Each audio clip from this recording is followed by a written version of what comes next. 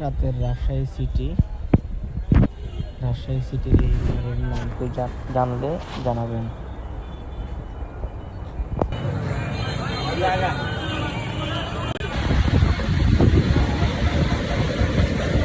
রাজশাহী সেই viral light, সবাই দেখে নাও রাজশাহীর ভাইরাল লাইট।